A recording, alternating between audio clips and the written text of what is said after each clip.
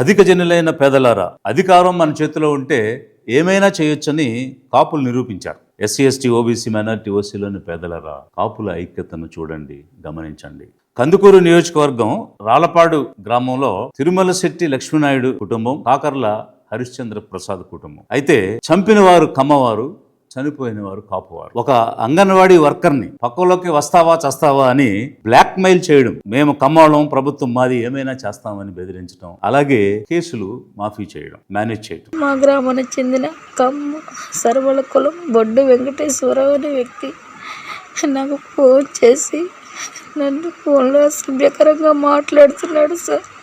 వాళ్ళ తమ్ముడు కొడుకు అన్నీ ఇవ్వాలని, ఒకవేళ ఏమి ఇవ్వకపోతే నేను తనతో పడుకోవాలని ఫోన్లు చేసి ఐ లవ్ యూ అని, నువ్వంటే నాకు ఇష్టం అని, నా మీటింగులకు వస్తానని, నేను చెప్పినట్టునే వినాలని చెప్పి. కానీ ఆత్మాభిమానం కలిగిన కాపులు కూడా ఉంటారు కదా. ఆమంచి కృష్ణమోహన్ లాంటి కాపు నాయకుడు మిగిలినటువంటి కాపు నాయకులందరినీ కలిపి 40 సంవత్సరాల తెలుగుదేశాన్ని నిలబెట్టాం, మా ఓట్లు వేసి గెలిపించి అధికారం ఇచ్చాం, అలాంటిది మీ కమ్యూనిటీ అని కమ్మవారికి కొమ్ము కాస్తారా?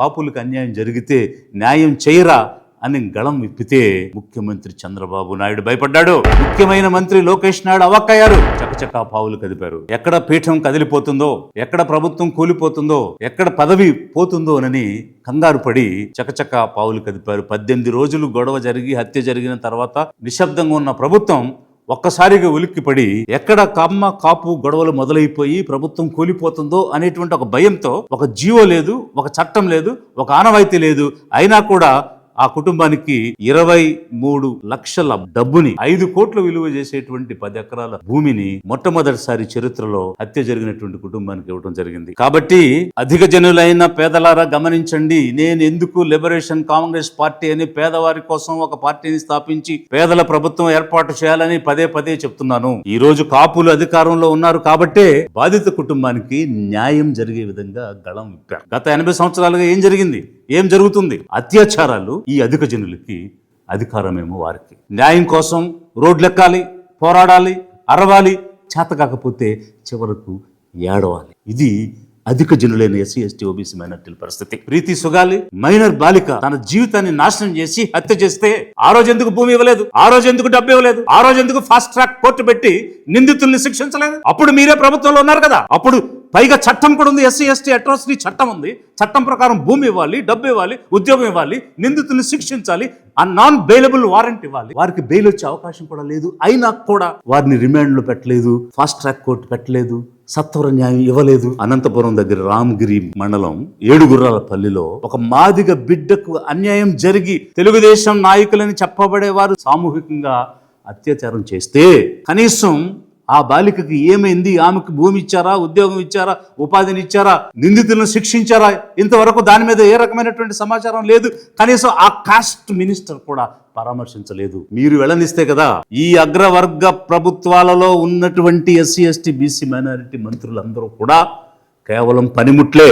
గత 16 నెలలుగా అనేక మంది బాలికలపై, ఎస్సీ ఎస్టీ బీసీ మైనారిటీలపై అత్యాచారాలు జరుగుతున్నాయి, దాడులు జరుగుతున్నాయి, హత్యలు జరుగుతున్నాయి. ఎక్కడ ఎప్పుడు పరామర్శకు హోమ్ మినిస్టర్ని పంపించని ముఖ్యమంత్రి ఈరోజు కాపులకు భయపడి హడావుడిగా నువ్వు వెళ్ళి పలకరించరా, పరామర్శించరా అని హోమ్ మినిస్టర్ని పంపించాడనంటే ఎలా ఈ వర్గాల మంత్రులను కూడా పనిముట్లుగా వాడుకుంటున్నారు, స్వేచ్ఛ లేని జీవులుగా చూస్తున్నారు. కనీసం మానవత్వంతో స్పందిద్దాం, వెళ్దామని వాళ్ళ మనసులో ఉన్నా కూడా వెళ్ళే స్వేచ్ఛ లేని పనిముట్లే ఆ మంత్రివర్గంలో ఉండేటువంటి మంత్రివర్గ సహచరులు అందరూ కూడా. డెఫినెట్ గా కుటుంబాన్ని ఆదుకోవాలని గౌరవ ముఖ్యమంత్రి గారు ఒక కమిటీని ఏర్పాటు చేసి మేము పంపించడం జరిగింది.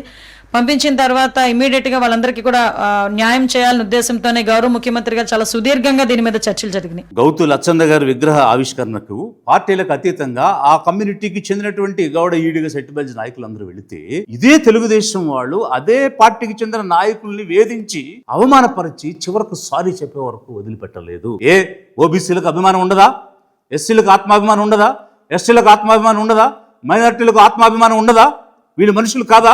వీళ్ళకి అన్యాయం జరిగితే, వీళ్ళపై హత్య జరిగితే, వీళ్ళపై దాడులు జరిగితే పరామర్శలు ఉండవు, నష్టపరిహారం ఉండదు. సాక్షాత్తు ఉప ముఖ్యమంత్రి నియోజకవర్గం పిఠాపురం మల్లాంలో కాపుల ఇంట్లో పనిచేస్తూ కరెంట్ షాక్ పట్టి చనిపోతే జనసేన కార్యకర్త ఒక షెడ్యూల్ కాస్ట్ చెందినవాడు ఈ రోజు వరకు రూపాయి పరిహారం ఇవ్వలేదు ప్రభుత్వం. గ్రామ బహిష్కరణ చేశారు యావత్తు షెడ్యూల్ కాస్ట్ కమ్యూనిటీని. చట్టం చెబుతుంది బహిష్కరణ అయినప్పుడు వారందరికీ కూడా నష్టపరిహారం ఇవ్వమని. ఎందుకు ప్రభుత్వం నష్టపరిహారం ఇవ్వలేదు? ఇలా అనేకం జరిగాయి, బట్ నో జస్టిస్. ఎక్కడ కూడా న్యాయం జరగలేదు. అందుకే అధిక జనులైన పేదలం మనం అధికారంలో ఉండాలి, లేదంటే రోడ్లెక్కి న్యాయం కోసం అరవాలి.